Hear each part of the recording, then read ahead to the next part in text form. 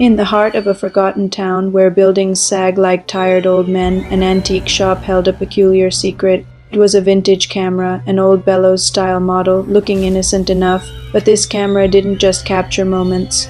It captured fates. Anyone who posed for a picture would find the developed photo showing not just themselves, but a chilling second figure, their own corpse hanging from a gallows that wasn't there. This wasn't just a morbid prank, it was a prophecy. The curse had a terrifying rhythm. With each new photo, the time between the snapshot and the predicted death would shrink. The first victim, a curious tourist, had a week. The next, a local skeptic, only had 5 days. Then 3, the town, already steeped in decay, began to choke on a new, more immediate kind of dread. People locked their doors, not from strangers, but from the very idea of being seen, of being captured. Our protagonist, Alex, a local historian obsessed with the town's folklore, was the one who pieced it all together. He found the camera, traced its history through dusty ledgers and whispered stories. He learned it was tied to a wrongful execution centuries ago, the spirit of the hanged man now seeking a twisted form of company in death. The only way to break the curse was to destroy the camera, to shatter the lens that saw the future. But the camera was always one step ahead. As Alex investigated, a friend, trying to be funny, snapped his picture. When the photo slid out of the developer bath, Alex's blood ran cold. There he was, smiling nervously at the lens, and right beside him, his own lifeless body swayed from a rope, the face pale and the eyes empty. The developed image felt like a countdown timer, the shadow of the gallows now falling directly over him. He knew what he had to do. Destroying the camera was no longer just about saving the town.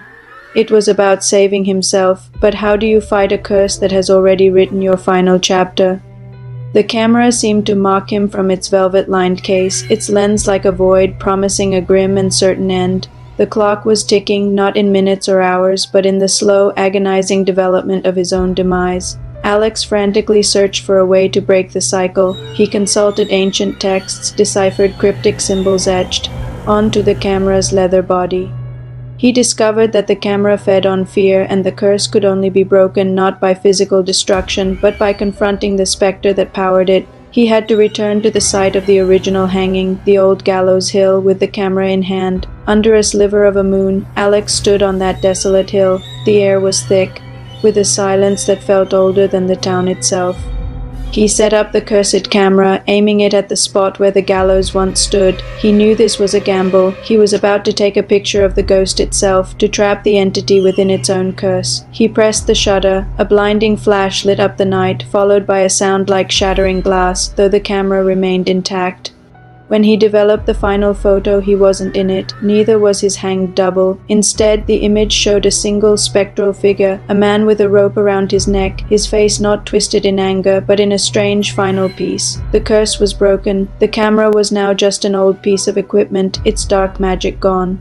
Alex walked away from that hill, leaving the camera behind, finally stepping out of the shadow of the gallows. Thanks so much for watching this chilling tale. If you love stories that send a shiver down your spine, make sure to hit that like button and subscribe for more. See you next time.